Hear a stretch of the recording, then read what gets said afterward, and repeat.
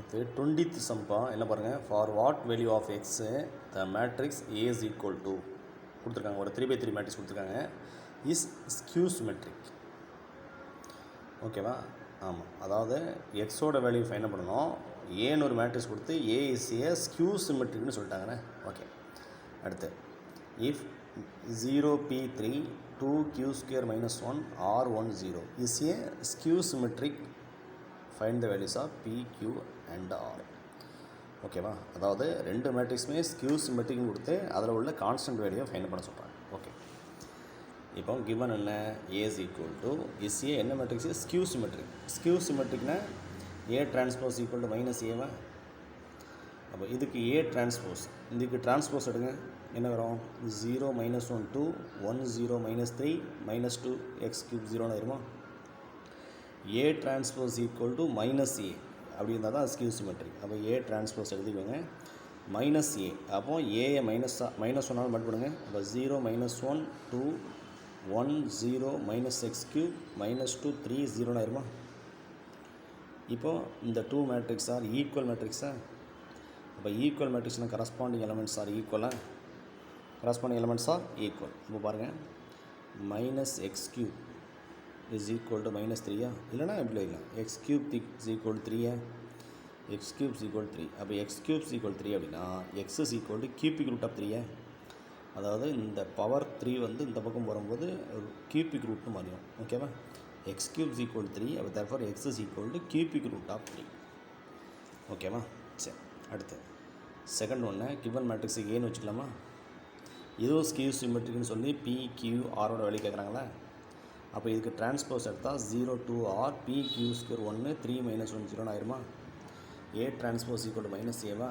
நம்ம left side A டிரான்ஸ்போஸும் right side ஏயை மைனஸ் பண்ணி எழுதுங்க. 0 - p -3 -2 -q² 1 -r -1 0வா. இப்போ டூ மேட்ரிக்ஸ் ஆர் ஈக்குவல் மேட்ரிக்ஸா. அப்போ கரஸ்பாண்டிங் எலமெண்ட்ஸ் ஆர் ஈக்குவலா. இப்போ -p is equal to 2, p is equal to -2வா. அடுத்து -1 is equal to -r. அப்போ r is equal to 1. அடுத்து q² is equal to -q².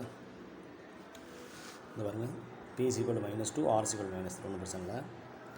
q² is equal to -q².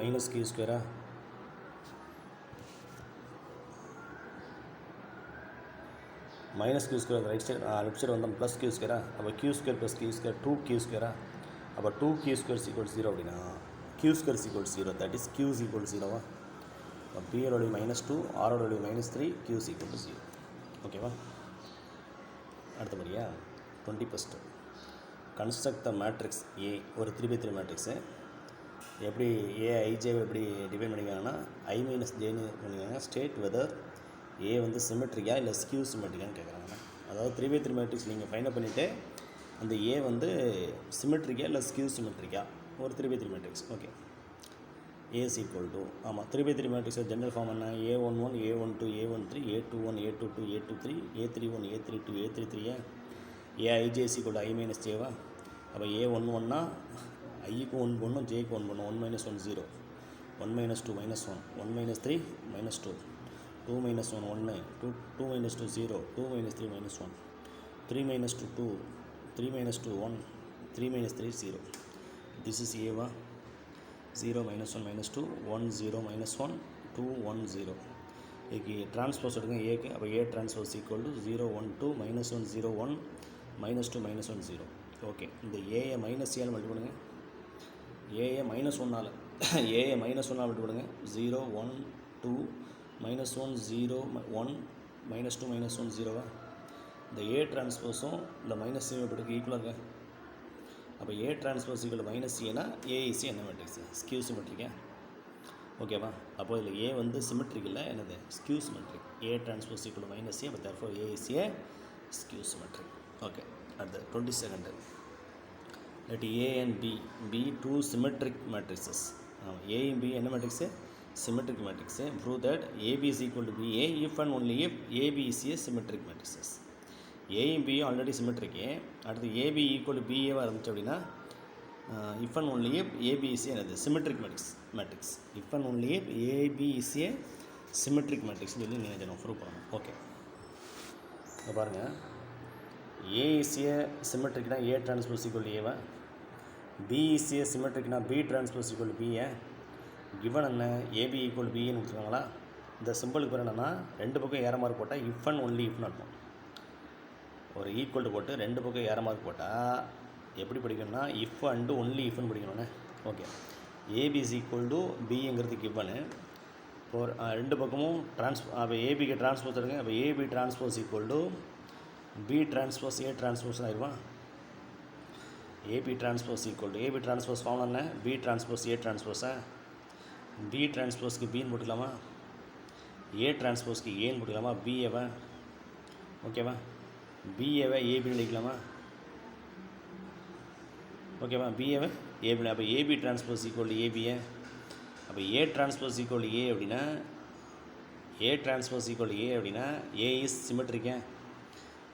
அப்போ AB transpose equal AB அப்படின்னா ஏபிசிஏ சிமெட்ரிக்கா. So ஏபிசிஏ என்னது symmetric matrix. ஓகேவா. அடுத்தபடியாக